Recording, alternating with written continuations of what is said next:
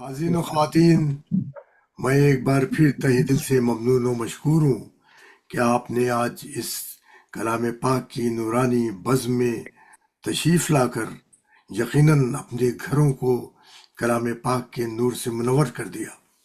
بے شک ایک خطا ذہن میں آ رہا ہے، شاید کسی قابل ہو، کہ علم کلام پاک نے دی زندگی نئی۔ واہ واہ علم کلام پاک نے دی زندگی نئی، نہیں پھیلی ہماری بزم میں ایک روشنی نئی۔ روشنی نہیں واہ کیا واہ کہنا کیا اخلاص و صدق و صبر کا جذبہ عطا کیا۔ واہ، اللہ سبحان اللہ اخلاص و صدق و صبر کا جذبہ جذبہ عطا کیا، میں کی ہے روح و جسم میں ایک بندگی نہیں۔ واہ مہکی ہے، واہ واہ واہ، شکریہ۔ زندگی اسی کے ساتھ میں ہمارے عظیم ناظم محترم ڈاکٹر قمر عبدی صاحب کو دعوت دے رہا ہوں کہ آج کی اس نورانی بزم کی نظامت کی ذمہ داریاں عطا فرمائیں۔ ماشاء اللہ۔ بہت شکریہ ڈاکٹر صاحب، السلام علیکم ورحمۃ وعلیکم السلام۔ وعلیکم السلام ورحمۃ اللہ وبرکاتہ۔ اللہ۔ یہ درس نمبر 43 میں آپ سب مومنین و مومنات کا خیر مقدم ہے، اور آج کے اس درس کے بانی ڈاکٹر حسن اختر صاحب ہیں۔ ماشاء اللہ۔ وہی انشاءاللہ تلاوت کلام پاک کا شرف بھی حاصل فرمائیں گے آج ماشاء اللہ۔ انشاءاللہ، اور اس کے بعد درس سرکار حجت الاسلام سید ریحان حیدر صاحب ارشاد فرمائیں گے، اور ہم ایک فاتحہ سے شروع کرتے ہیں، اور اس سے پہلے ایک دعا کہ ربی زدنی علما۔ اللہم صلی علی محمد۔ صلی اللہ محمد وعلی ایک فاتحہ سے میں اپنی مرحوم کی محمد۔ بسم اللہ الرحمن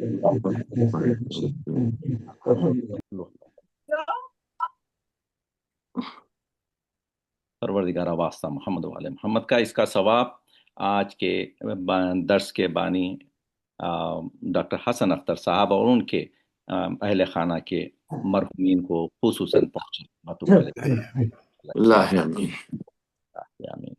اب میں گزارش کرتا ہوں ڈاکٹر حسن اختر صاحب سے کہ وہ تشریف لائیں اور آیت نمبر 61 سے 70 کی سورہ بقرہ کی تلاوت فرمائیں۔ انشاءاللہ، شکریہ۔ انشاءاللہ اعوذ باللہ من الشیطان اللعین الرجیم، بسم اللہ الرحمن الرحیم۔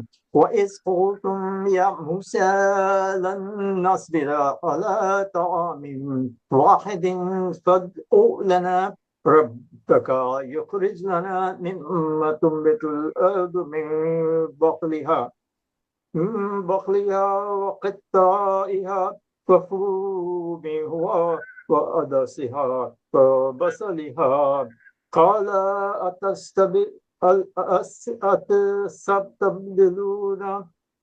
أتستبدلون الذي هو أدنى بالذي هو خير.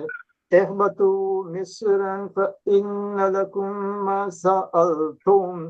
فضربت عليهم الذلة والمسكنة فباءوا بغضب من الله، ذلك بأنهم كانوا يكفرون بآيات الله ويقتلون النبيين بغير الحق، ذلك بما عصوا وكانوا يعتدون. إن الذين آمنوا والذين هادوا والنصارى والسابئين من آمن بالله واليوم الآخر وعمل صالحا فلهم أجرهم عند ربهم ولا خوف عليهم ولا هم يحزنون. وإذ أخذنا ميثاقكم ورفعنا فوقكم الطور فخذوا ما آتيناكم بقوة واذكروا ما فيه لعلكم تتقون.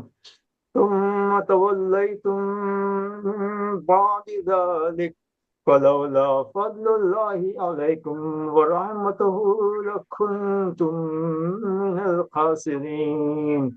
وَلَقَدْ عَلِمْتُمُ الَّذِينَ اعْتَدَوْا مِنْكُمْ فِي السَّبْتِ فَقُلْنَا لَهُمْ كُونُوا قِرْدَةً خَاسِئِينَ فَجَعَلْنَاهَا نَكَالًا لِمَا بَيْنَ يَدَيْهَا وَمَا خَلْفَهَا وَمَوْعِظَةً لِلْمُتَّقِينَ وَإِذْ قَالَ مُوسَى لِقَوْمِهِ إِنَّ اللَّهَ يَأْمُرُكُمْ أَن تَذْبَحُوا بَقَرَةً قالوا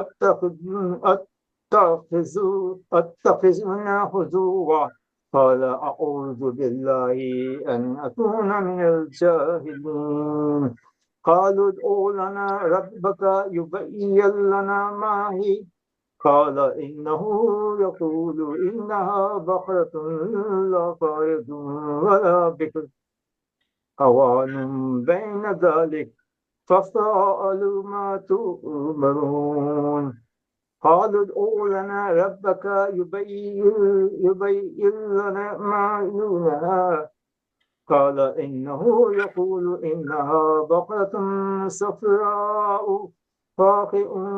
فاقع لونها تسر الناظرين قالوا ادع لنا ربك يبين لنا ما هي إن البقرة تشابه علينا وإنا إن شاء الله لمهتدون صدق الله العظيم صلی ماشاءاللہ اللہ صاحب، سبحان محمد اللہ، وآل سبحان اللہ۔ محمد اللہم صلی اللہ محمد وآل محمد۔ انشاءاللہ 61 سے اور بسم اللہ الرحمن الرحیم۔ اور جب تم نے کہا کہ موسیٰ ہم ایک ہی کھانے پر صبر نہیں ہو سکتا، ہم سے ایک ہی کھانے پر صبر نہیں ہو سکتا، تو اپنے پروردگار سے دعا کیجئے کہ ترکاری، ککڑی اور گیہوں اور مسور اور پیاز جو نباتات زمین سے اگتی ہیں ہمارے لیے پیدا کر دے۔ انہوں نے کہا کہ بھلا عمدہ چیزیں چھوڑ کر ان کے عوض ناقص چیزیں کیوں چاہتے ہو؟ تو کسی شہر میں جاؤ اترو، وہاں جو مانگتے ہو مل جائے گا۔ ذلت اور رسوائی اور محتاجی ان سے چمٹا دی گئی اور وہ اللہ کے غضب میں گرفتار ہو گئے، یہ اس لیے کہ وہ اللہ کی آیتوں سے انکار کرتے تھے اور اس کے نبیوں کو ناحق قتل کر دیتے تھے، یعنی اس لیے کہ نافرمانی کیے جاتے تھے اور حد سے بڑھے جاتے تھے۔ جو لوگ مسلمان ہیں یا یہودی یا عیسائی یا ستارہ پرست کسی بھی قوم کے مذہب کے ہوں، جو خدا اور روز قیامت پہ ایمان لائے گا اور نیک عمل کرے گا، تو ایسے لوگوں کو ان کے اعمال کا صلہ خدا کے یہاں ملے گا اور ان کو نہ کسی طرح کا خوف ہوگا اور نہ وہ غمناک ہوں گے۔ اور جب ہم نے تم سے عہد لیا اور کوہ طور کو تم پر اٹھا کر کھڑا کر دیا کہ جو کتاب ہم نے تم کو دی ہے اس کو زور سے پکڑے رہو اور جو اس میں لکھا ہے اسے یاد رکھو تاکہ تم محفوظ رہو، تو تم اس کے بعد پھر گئے، اور اگر تم پر خدا کا فضل اور اس کی مہربانی نہ ہوتی تو تم خسارے میں پڑے ہو گئے ہوتے۔ تو تم ان لوگوں کو خوب جانتے ہو جو تم میں سے ہفتے کے دن حد سے تجاوز کر گئے تھے، یعنی مچھلی کا شکار، تو ہم نے ان سے کہا کہ ذلیل و خوار بندر ہو جاؤ۔ اس قصے کو اس وقت کے لوگوں کے لیے اور جو ان کے بعد آنے والے تھے عبرت اور پرہیزگاروں کے لیے نصیحت بنا دیا۔ جب موسیٰ نے اپنے قوم کے لوگوں سے کہا کہ خدا تم کو حکم دیتا ہے کہ ایک بیل ذبح کرو، وہ بولے کیا تم ہم سے ہنسی کرتے ہو؟ موسیٰ نے کہا کہ میں اللہ کی پناہ مانگتا ہوں کہ نادان بنائیں۔ انہوں نے کہا اپنے پروردگار سے التجا کیجیے کہ ہمیں یہ بتائیں کہ وہ بیل کس طرح کا ہوگا۔ موسیٰ نے کہا پروردگار فرماتا ہے کہ وہ بیل نہ تو بھوڑا ہو نہ بچڑا ہو بلکہ درمیان میں ہو، جیسا تم کو حکم دیا گیا ہے ویسا کرو۔ انہوں نے کہا کہ پروردگار سے درخواست کیجیے کہ ہم کو یہ بھی بتائے کہ اس کا رنگ کیسا ہوگا۔ موسیٰ نے کہا پروردگار فرماتا ہے کہ اس کا رنگ گہرا زرد ہوگا، دیکھنے والوں کے دل کو خوش کر دیتا ہے۔ انہوں نے کہا کہ پروردگار سے پھر درخواست کیجیے کہ ہم کو بتا دے کہ وہ اور کس طرح کا ہوگا، کیونکہ بیل تو بہت سے ہیں، ایک دوسرے سے مشابہ معلوم ہوتے ہیں، پھر خدا نے چاہا تو ہمیں ٹھیک بات معلوم ہو جائے گی۔ خدا العظیم صلوات۔ اللهم صل على محمد ماشاء اللہ ڈاکٹر صاحب، ماشاءاللہ، جزاک اللہ۔ جزاک اللہ۔ اب میں قبلہ سید ریحان حیدر زیدی صاحب سے گزارش کرتا ہوں کہ وہ تشریف لائیں اور درس شروع کریں انشاءاللہ۔ ماشاء اللہ۔ اعوذ باللہ من الشیطان الرجیم، بسم اللہ الرحمن الرحیم۔ بہت شکر گزار ہوں پھر مجھے خدمت کا موقع ملا۔ اللہ صحت و سلامتی عطا فرمائے ڈاکٹر حسن اختر صاحب کو، اللہ اور آمین۔ انہوں نے تلاوت اور ترجمہ بہترین انداز میں آپ حضرات کی خدمت میں پیش فرمایا۔ آج کے قرآن کے درس کا ثواب جو بھی اللہ معین مقدر فرمائے، وہ محترم جناب ڈاکٹر حسن اختر صاحب کے مرحومین کی روح کو اصال فرمائے انشاءاللہ۔ آمین۔ خدا ان کی مغفرت فرمائے، اللہ اور آپ سبھی حضرات کے توفیقات میں اضافہ فرمائے، آمین۔ آپ حضرات کی عبادات و اطاعت قبول فرمائے، اور آئندہ انشاءاللہ ماہ مبارک رمضان کے بعد بھی اللہ ہمیں اسی طرح سے عبادت کی توفیق عطا فرمائے انشاءاللہ تعالی۔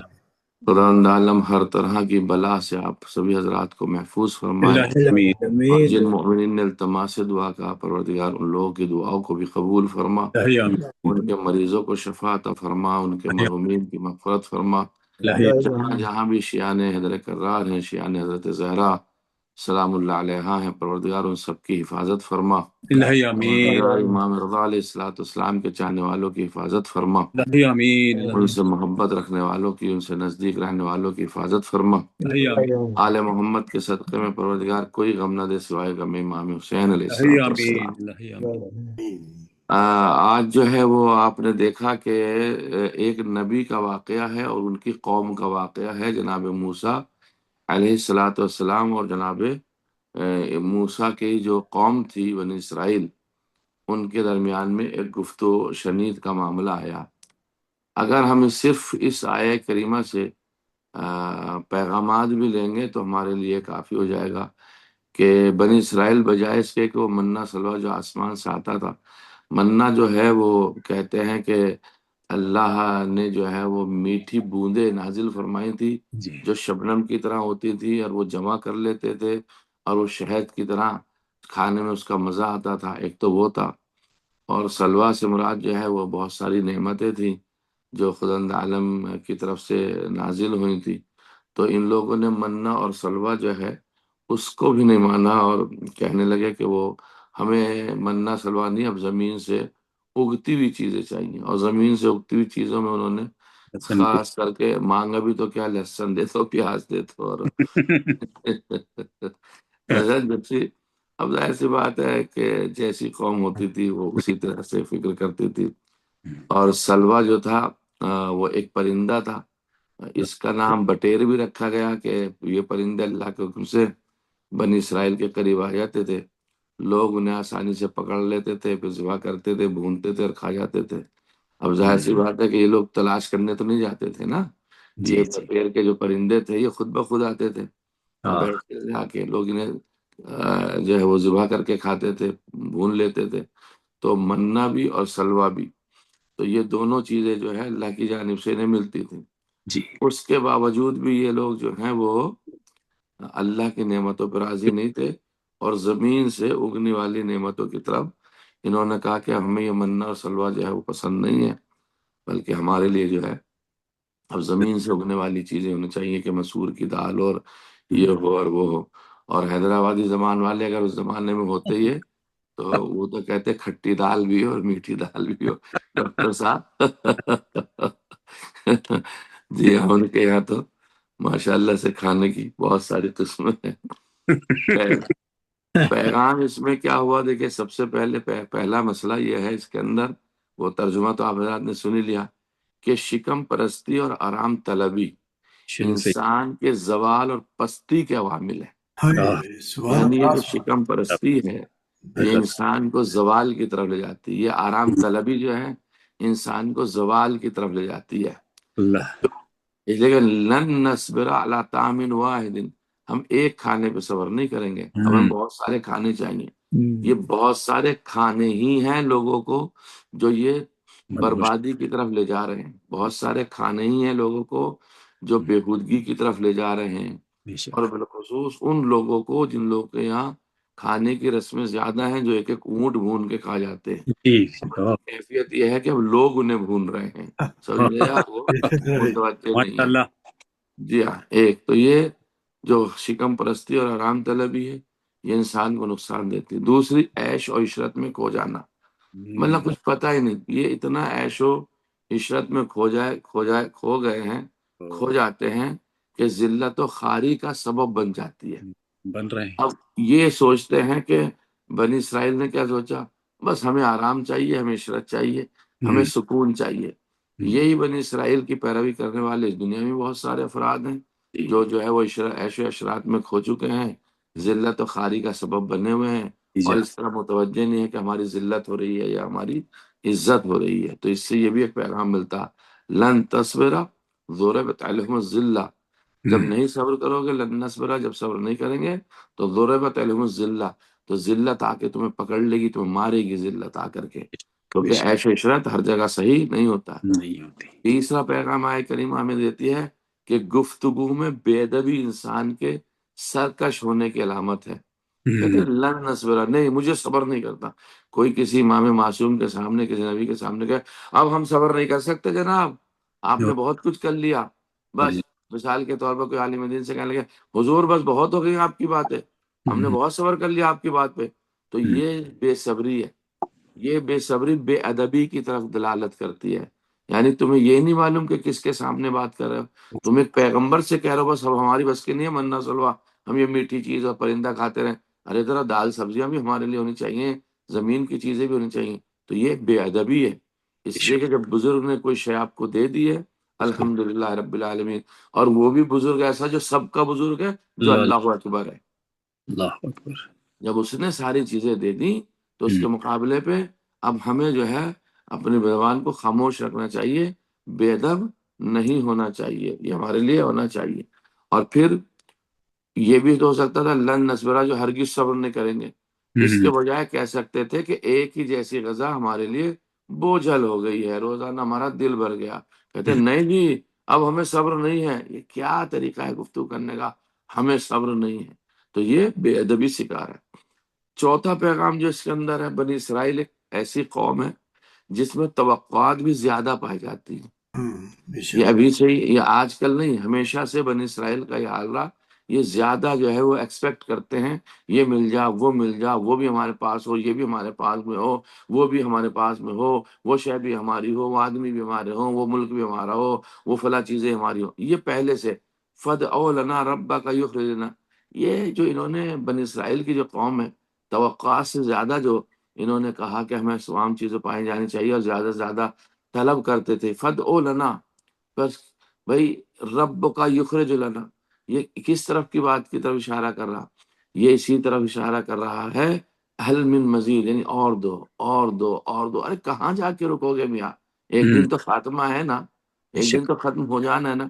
ابھی درس کے شروع ہونے سے پہلے بات ہو رہی تھی کہ ماہ مبارک بھی رمضان ختم ہو گیا، بے شک تو اس میں 3 شعر بھی پڑھے گئے، پھر وہی بات بھی ہوئی کہ عمر کا فاصلہ ہی کتنا، آئے تھے تو اذان تھی، گئے تھے تو نماز ہے، تو حقیقت میں زندگی کی حیثیت ہے ہی کتنی، اذان اور نماز کے درمیان کا فاصلہ اگر حقیقی معنی میں جائے تو زندگی ایک پل کا نام ہے، یہ زندگی بھی ایک پل کی اللہ نے دی اس لیے ہے کہ تم اس کے عبادت گزار بن جاؤ، تاکہ یہ پل تمہارے وہاں کام آ سکے۔ سبحان اللہ سبحان اللہ۔ یہ پل، یہ عبرت جو ہوتی، قرآن کے جو دروس ہوتے ہیں وہ عبرت نما ہوتے ہیں، یہ عبرت سے بھرے ہوئے تھے۔ یہ زندگی ہم نے دی اس لیے ہے کہ تمہیں وہاں مزہ آ جائے زندگی کا، اس لیے ہم تمہاری ابتدا کر رہے ہیں اپنے ذکر سے، تمہاری انتہا بھی کریں گے اپنے ذکر سے۔ آؤ گے تو کہنا پڑے گا اللہ اکبر، سننا پڑے گا تمہیں کہ سب سے بڑا کون ہے۔ جاؤ گے تو تمہاری نماز پڑھانی پڑے گی تاکہ تمہیں پتہ چل جائے تمہاری حیثیت و حقیقت بس اتنی تھی کہ اب تم اپنے لیے اللہ اکبر بھی نہیں کہہ سکتے، تم اپنی نماز خود بھی نہیں پڑھ سکتے، لیکن اس کے بیچ کا وقفہ جو تم نے کمایا ہے، یہ تمہاری زندگی کامیاب زندگی ہوگی انشاءاللہ۔ تو یہ بنی اسرائیل تھے۔ پھر 5واں پیغام اس میں کیا، چھوٹی چھوٹی خواہشات کو زبان پہ لانا۔ اب مسور کی دال، یہ کوئی اہمیت تھی بتاؤ، لہسن، پیاز، ککڑی، مطلب اتنی چھوٹی سی چیزوں کو، ارے مانگنا ہی تھا تو اللہ سے توفیقات مانگتے، اللہ سے کہتے ہمیں عبادت کی توفیق دے، اللہ سے کہتے ہمیں اپنا بندہ بنا لے، اللہ سے کہتے تیرا شکر ہے کہ تو نے ہمیں ہدایت کے لیے نبی بھیجا۔ یہ باتیں صرف مذہب تشیع کو زیب دیتی ہیں بس، سبحان اللہ۔ سبحان اللہ۔ یہ مذہب تشیع ہے جو اس کا شکر ادا کرتا ہے، خدا تیرا شکر ہے تو نے رسول جیسا نبی عطا فرمایا، تیرا شکر ہے علی جیسے امام عطا فرمائے، تیرا شکر ہے تو نے حضرت زہرا جیسی شہزادی عطا فرمائی، تیرا شکر ہے ہدایت کے لیے تو نے ہمیں معصومین عطا فرمائے۔ یہ ہے انسان کی حقیقت اور انسان کا بڑا پن کہ وہ ان نعمتوں کا شکر ادا کرے۔ اس سے بڑھ کے اور کیا نعمت ہوگی کہ مولا امیر المؤمنین جیسا بندہ اللہ نے ہمیں ہدایت کے لیے عطا فرمایا، اس کی امامت میں اس نے ہمیں رکھا۔ اسی امامت کا سوال ہم سے روز محشر بھی کیا جائے گا، اسی ولایت کا سوال ہم سے روز محشر کیا جائے گا۔ اب وہ لہسن دے دو، پیاز دے دو، ککڑی دے دو، ہری مرچی دے دو، تلخی دے دو، یہ وہ چیزیں تھی طلب کرنے کی؟ یعنی کتنی چھوٹی فکر تھی، چھوٹی چھوٹی خواہشات کو زبان پر لانا، یہ حرص اور لالچ اور حقارت کی نشانی ہے۔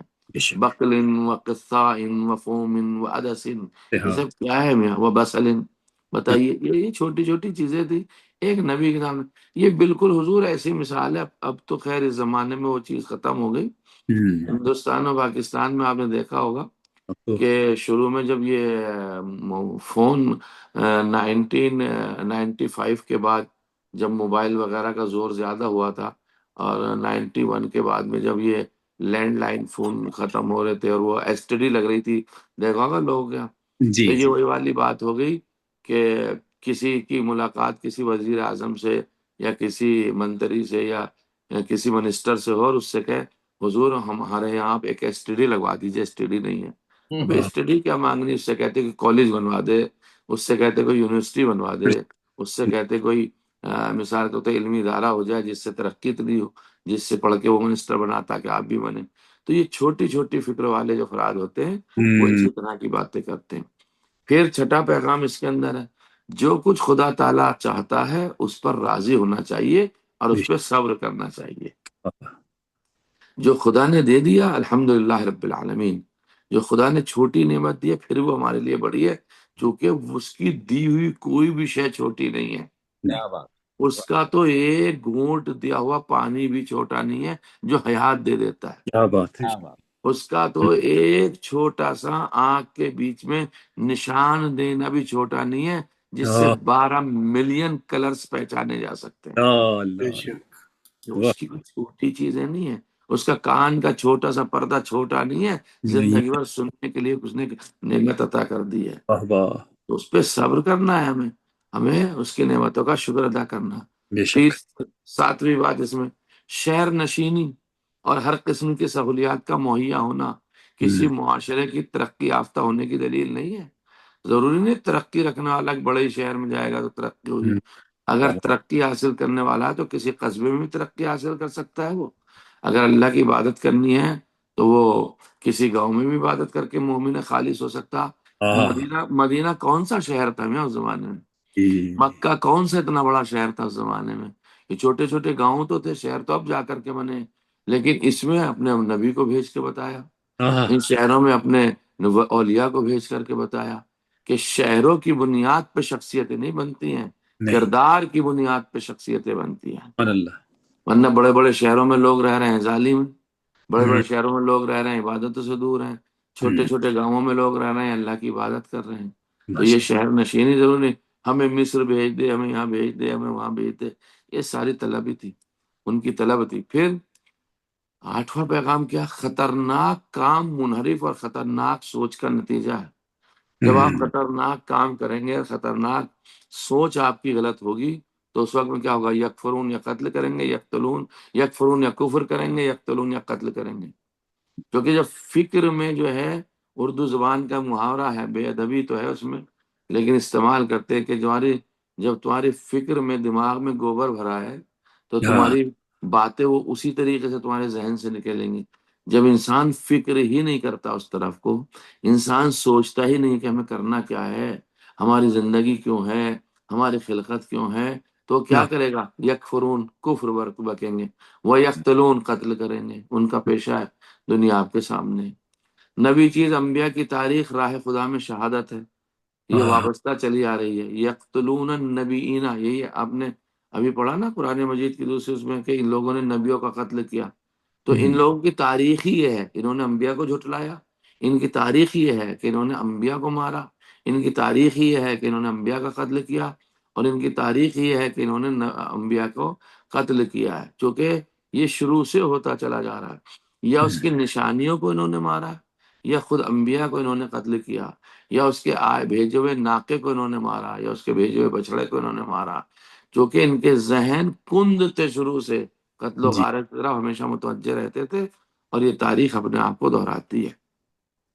پھر آخری بات اس میں جو پیغام دیا گیا، ذلت اور بدبختی کسی خاص قوم اور نسل سے تعلق نہیں رکھتی، نہیں، بلکہ یہ انسان کی اپنی خصوصیات، عقائد اور اعمال سے تعلق رکھتی ہے۔ ذالکا بِأَنَّهُمْ كَانُوا يَكْفُرُونَ، وہ لوگ بہت جو ہے وہ کفر بکتے تھے، کفر، آخری آیت کا آخری فقرہ، ہم، وہ لوگ کفر بکتے تھے۔ کیوں کفر بکتے تھے؟ اس لیے کہ ذلت اور بدبختی سے کام لیتے تھے۔ ان کی خصوصیات یہ تھی، ان کے عقیدے خراب تھے، ان کے اعمال خراب تھے۔ جب یہ ساری چیزیں خراب ہوں گی ان کی، تو ظاہر سی بات ہے انہیں کیا ملے گا؟ ذلت و خواری ملے گی نا، اور کیا، اس کے علاوہ تو نہیں ملے گا۔ اور اس کے بعد 62 آیت، من الذین آمنوا والذین عادوا والنصارى والصابئین، یہ بھی عجیب ہے، یہ یہودی اور نصارہ اور صابئین جو ہیں، ان کے بھی عجیب کارنامے ہوئے ہیں، ان لوگوں نے بھی عجیب طرح کے ظلم کیے ہیں اور عجیب عجیب قسم کے باتیں جو پیش کی ہیں۔ تمام آسمانی ادیان کے کچھ مشترک اصول تھے، جیسے توحید کو ماننا، معاد کو ماننا، آخرت پہ یقین رکھنا، اس کے باوجود بھی ظلم کرنا، یہ کون سی دنیا ہے، کون سا انصاف ہے؟ توحید کے بعد سب سے اہم اصول معاد، یہ دوسرے ادیان کے ماننے والے، یہ صاحبین بھی عجیب و غریب کہانی کے لوگ تھے۔ یہ صاحبین جانتے کون تھے؟ صاحبین جو تھے یہود و نصارہ، تو ہم سمجھتے ہیں صاحبین کون ہے۔ صاحبین ایک قدیمی مذہبی گروہ تھا، اور اس کا تذکرہ تو یہ سورہ بقرہ میں آیا ہے، 62 آیت میں آیا کہ بے شک جو لوگ ایمان لائے، اور جو یہودی اور نصارہ اور صائبین، جو بھی اللہ اور آخرت کے دین پر ایمان لائے اور نیک عمل کے، اس کے لیے اس کے رب کے پاس اجر ہے۔ تو علماء نے بیان فرمایا ہے کہ صائبین وہ لوگ تھے جو یہ جان دا بیپٹسٹ کہلاتے تھے، یعنی حضرت یحییٰ کی تعلیمات پہ عمل کرتے تھے، اور پانی سے پاکیزگی کو اہم سمجھتے تھے۔ یعنی یہ کیا کرتے تھے؟ پانی میں لوگوں کو غوطہ دلاتے تھے کہ اب تم چلو آج سے پاک ہو گئے۔ جی جیسے آج کل بھی ہمارے ہندوستان کے اندر آپ دیکھ رہے ہیں، الہ آباد میں کمبھ کا میلہ لگتا ہے، اس میں ایک غوطہ مار لیا انہوں نے، کہا جی پانی نے ہمیں پاک کر دیا، بس ہمارے سارے گناہ دھل گئے۔ یہ وہی صاحبین کی قسم ہے ایک لوگوں کی۔ ان لوگوں کے یہاں 2-3 رسمیں مانی جاتی تھی۔ ایک رسم یہ تھی کہ یہ جاتے تھے پانی میں غوطہ لگا دیتے تھے، دوسرے سے تھوڑا پانی لیتے تھے، ان کے سر پہ چھڑکتے تھے۔ آج بھی یہ رسمیں موجود ہے، بہت سی جگہ پہ لوگ پانی چھڑکتے ہیں سروں کے اوپر، کہ لو ہم نے پانی چھڑک دیا، تم پاک و پاکیزہ ہو گئے اور تم طیب و طاہر ہو گئے۔ یہ پرانا دین۔ اچھا، یہ لوگ کون تھے جو اپنے پرانے دینوں کو چھوڑ کر نئے دین کی طرف متمائل ہوتے تھے؟ اور نئے دین کون ان کو دلاتے تھے؟ ان کے جو پادری، مولوی، ملا ان کے جو ہوتے تھے، وہ ان کاموں کو ان سے کراتے تھے۔ یہ بھی ایک خلاصہ ہے، ایک بہت طولانی بحث ہے، میں نے تو آپ کی خدمت میں یہ اشارے صرف کر دیے ہیں کہ قرآن ان باتوں میں تذکرہ کر رہا ہے۔ تو خلاصہ کلام کیا ہوا؟ انبیاء کی زندگی ہمارے لیے ایک درس گاہ ہے، یعنی انبیاء کی قومیں بھی ہمارے لیے ایک درس گاہ ہیں۔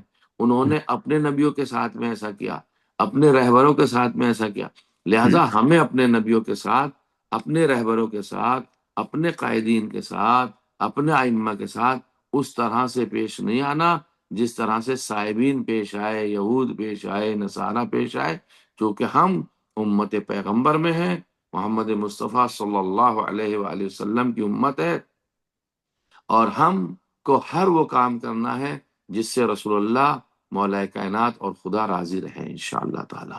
والحمد للہ رب العالمین۔ آج کے درس تفسیر میں اتنا ہی درس ہمارے لیے کافی ہے کہ ماشاء آپ 11 پیغام ہم نے آپ کی خدمت میں دیے۔ فقہی مسئلے کے اعتبار سے بہت جلدی سے میں 2-4 باتیں پیش کر دیتا ہوں، چونکہ ماہ مبارک رمضان ختم ہو رہا۔ آج تو غالباً آپ کے یہاں 27 ہو گئی ہوگی۔ جی جی جی جی ہاں ہاں جی، 27 ختم ہو گیا آپ کے، ماشاء اللہ سے۔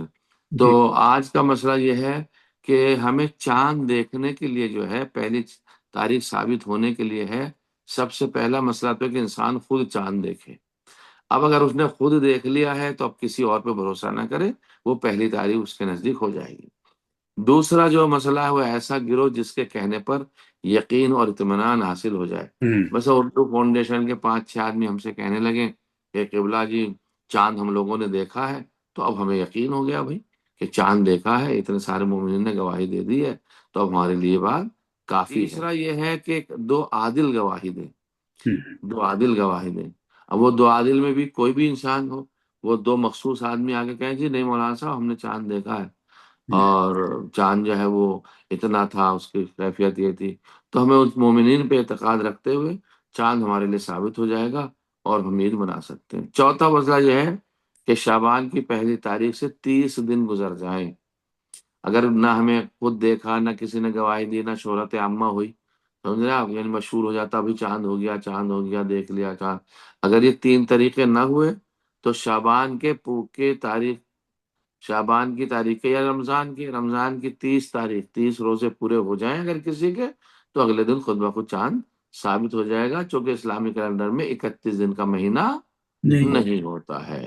یہ 4 طریقے چاند کے ثابت ہونے کے ہمارے کافی ہیں۔ اب اس کے اندر شقیں ہیں مسائل شرعیہ کے، اور ان شقوں میں یہ ہے کہ ہم ٹیلیسکوپ اور کون کون سی چیزوں سے چاند دیکھ سکتے ہیں، اس میں کچھ لوگ کہتے ہیں دیکھ سکتے ہیں، کچھ کہتے ہیں نہیں دیکھ سکتے، کچھ کہتے ہیں آلات استعمال کر سکتے، کچھ کہتے ہیں آلات نہیں استعمال کر سکتے، وہ اپنا اپنا ایک وہ طریقہ ہے۔ ایک مسئلہ آپ کی خدمت پیش کر دوں، چاند کا آسمان پہ بلند ہونا یا اس کا دیر سے غروب ہونا اس بات کی دلیل نہیں ہے کہ سابقہ رات چاند رات تھی، نہیں، اور اسی طرح اگر چاند کے گرد حلقہ ہو تو یہ بات اس کی دلیل نہیں ہے کہ یہ دوسری رات کا چاند ہے، کیونکہ غالباً جب 30 کا چاند ہوتا تو آپ نے دیکھا ہوگا وہ بڑا ہوتا، 30 کا، چونکہ اسے برتھ ہوئے کئی گھنٹے ہو جاتے تو وہ بڑا ہوتا، تو لوگ کہتے دیکھا کتنا بڑا چاند ہے، ہم نے کہا تھا نا کل تھی پہلی، ہماری بات نہیں مانی، تو یہ ہماری بات نہیں مانی، اور یہ کتنا بڑا چاند ہے، یہ شریعت اس بات کو قبول نہیں کرتی ہے۔ شریعت جو قبول کرتی ہے وہ 4 طریقوں سے چاند ثابت ہوتا ہے، اس کے علاوہ شریعت میں کوئی چاند بڑا ہونا، چھوٹا ہونا، دیر تک رہنا، اس سے چاند ثابت نہیں ہوتا ہے۔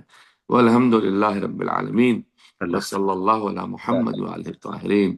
اگر کوئی مسئلہ ہے تو بسم اللہ، اب آپ کا وقت۔ یہ حضور آپ نے فرمایا کہ جی چاند میں دیکھنا ضروری ہے، اس کی آپ نے ڈیٹیلز بھی بتلائیں۔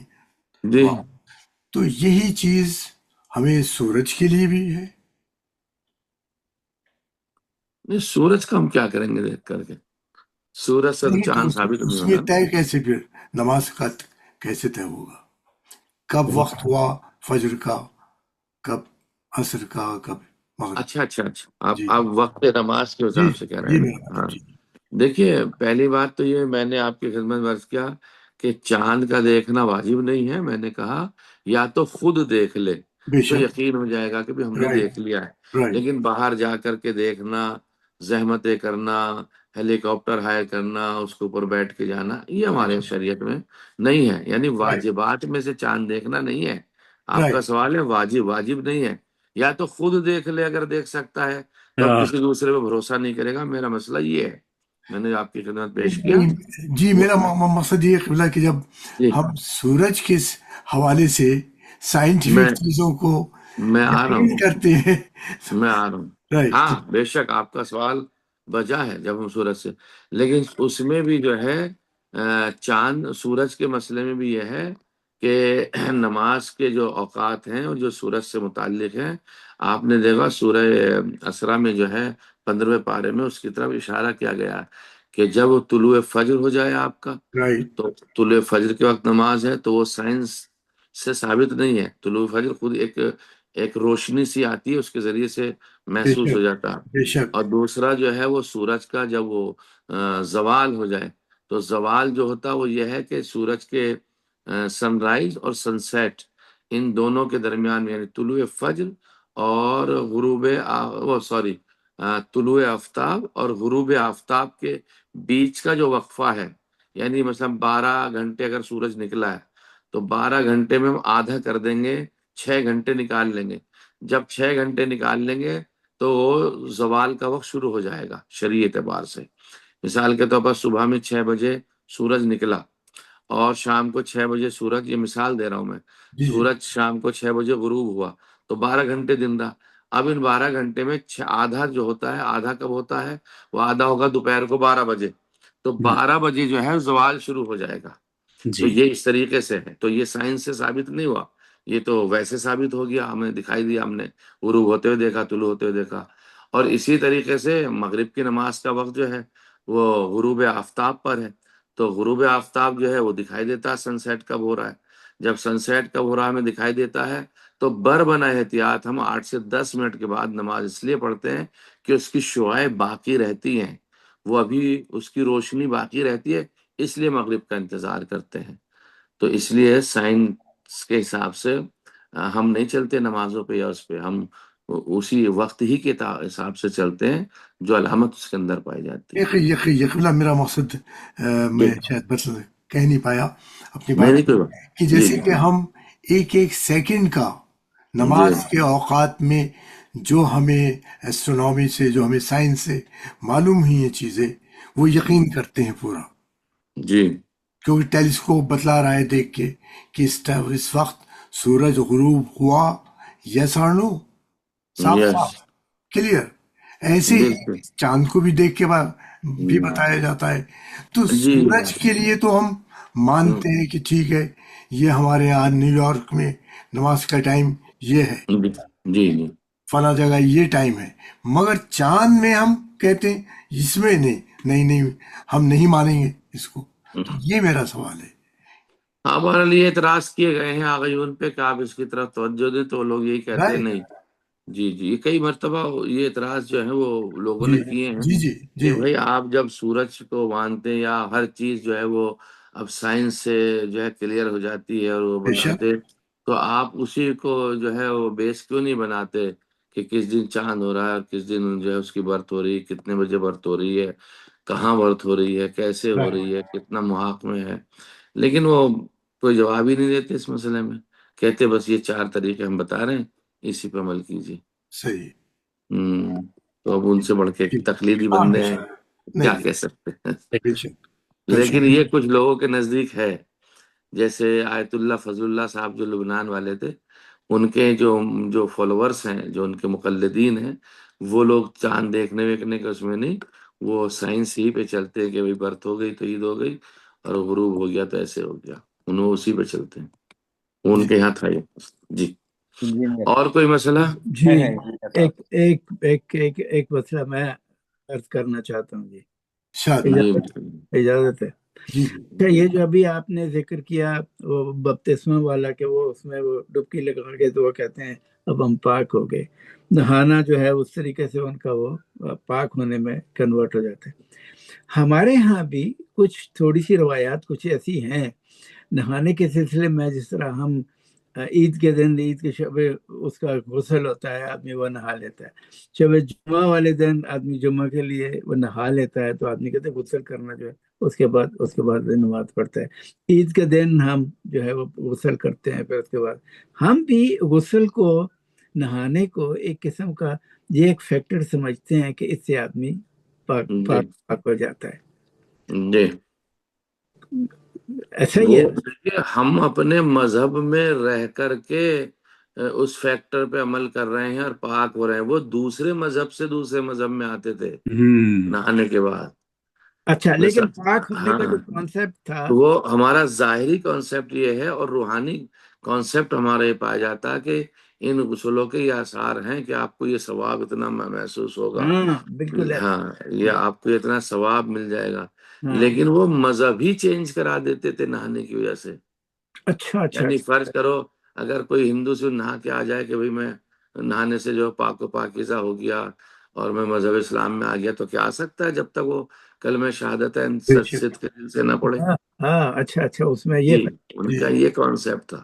جی صحیح اسی ہے. لیے وہ کرتے تھے. جی جی ورنہ یا پانی کا مثال کے طور پر استعمال کوئی جو ہے. آج کل بڑے جی جی بابا ہمارے یہاں پیدا ہو رہے ہیں، تو جی جی. باباؤں کے پاس جاتے، سر پہ ہاتھ رکھا لیتے، بابا نے دعا کر دی، کامیاب ہو گیا، بعد میں پھر اسی کام میں چلے جاتے. تو ہاں کیا وہ اثر ہوا اس کا؟ تو وہ کانسیپٹ میں فرق ہے نا. وہ اپنے مذہب میں رہ کر کے، اچھا اچھا اچھا. اپنے مذہب میں رہ کر کے اپنے مذہب کو فالو کرنا یہ الگ ہے. دوسری جگہ سے آنا، نہا لینا، اب آگے چلو جی ہاتھ رکھ دیا، ہو گیا کام تمہارا. یہ ہندو لوگ جو ہے یہ گنگا جمنا میں جا کے تو نہاتے ہیں، اشنا وہاں پہ ڈبکیاں لگاتے ہیں تو کہتے ہیں جی ہمارے گناہ پاک ہو گئے، ہم صاف ہو گئے. اس میں تو ان کا مذہب وہی رہتا ہے، ہندو کا ہندو ہی رہتا تو آپ ایک بات بتائیے، تو کیا الیاذ باللہ ہمارے یہاں غسل کرنے سے گناہ معاف ہوتے ہیں یا ثواب ہوتا ہے؟ ہے. نہیں، ثواب ہوتا ہے. ہمارا ثواب کانسیپٹ تو ہوتا ہے نا. یہی ہے، تو یہی خدا ہے. نہ خواستہ اللہ نہ کرے کسی کو ہم مار کے آئے اور کسی پہ ظلم کر کے آئے اور ہم آ کے غسل جمعہ کر لیں، تو کیا کسی پہ ظلم کرنا غسل جمعہ سے ہمارا معاف ہو جائے گا؟ نہیں. تو گناہ ہے. نہیں ہوگا، نہیں ہونا. ہاں. وہ ان کا کانسیپٹ کیا ہے، اگر ہم نے وہ آج ڈبکی لگا لی ہے تو ہاں. ہمارے سارے گناہ معاف ہو گئے، بے شک. طیب و طاہر ہو گئے، پاک و اس میں پاکیزہ یہ ہو گئے، قتل بتل یہ وہ جتنے گناہ یہ بھی شامل سارے سب چیزیں معاف ہیں ان کی، کیا کیونکہ غوطہ لگا لیا. تو کانسیپٹ جو ہے وہ الگ ہے. بے وہ شک. ہاں جو مذہبی بات ہے وہ ایک الگ شے ہے. صحیح صحیح صحیح. بہت شکریہ، جی. بہت مہربانی. خیر انشاءاللہ خدا تعالیٰ آپ حضرات کو صحت و سلامتی عطا فرمائے. الہی امین. بسم اللہ الرحمن الرحیم. اللہم کل ولیک الحجت ابن الحسن صلواتک علیہ وعلی آبائہ فی هذه الساعة كل ساعة ولیا وحافظا وقائدا وناصرا ودلیلا وعینا حتی تسکنہ ارضک طوعا وتمتعہ فیہا طویلا. اللہم صلی علی محمد وآل محمد وعجل فرجہم. خدا عالم کی بارگاہ میں آپ کو سپرد کرتا ہوں. پروردگار عالم انشاءاللہ جہاں جہاں بھی شیعہ نے حضرت زہرا سلام اللہ علیہا ہیں، میری شہزادی کے چاہنے والے ہیں، پروردگار سب کی خیر فرمائے انشاءاللہ. الہی امین، الہی خدا امین. حافظ الناس. اللہ خدا بہت آپ شکریہ، السلام بہت شکریہ. اور تمام مومنین و مومنات کو جو اس میں شریک ہیں ان سب کو اپنے پناہ میں رکھے، الہی اور امین. الہی امین، الہی امین. احباب اور ان کے فیملی والے اگر کسی اس میں ہیں تو وہ بھی محفوظ رہیں. الہی امین. انشاءاللہ آپ کو اس کا ثواب عظیم عطا فرمائے. اور آج کے درس کی جتنا ثواب ہے وہ ہم چاہتے ہیں کہ ڈاکٹر حسن اختر صاحب کے مرحومین اور ان کے اہل خانہ کے مرحومین کو پہنچے اس کا ثواب. الہی امین، الہی امین. بہت بہت شکریہ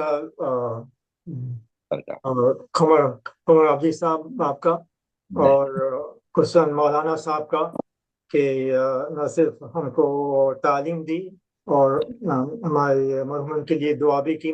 اللہ قبول فرمائے. اور ڈاکٹر غزل فضائے صاحب کا جن کی قیادت میں یہ پروگرام ہوا، ان کا بہت بہت شکر گزار ہوں.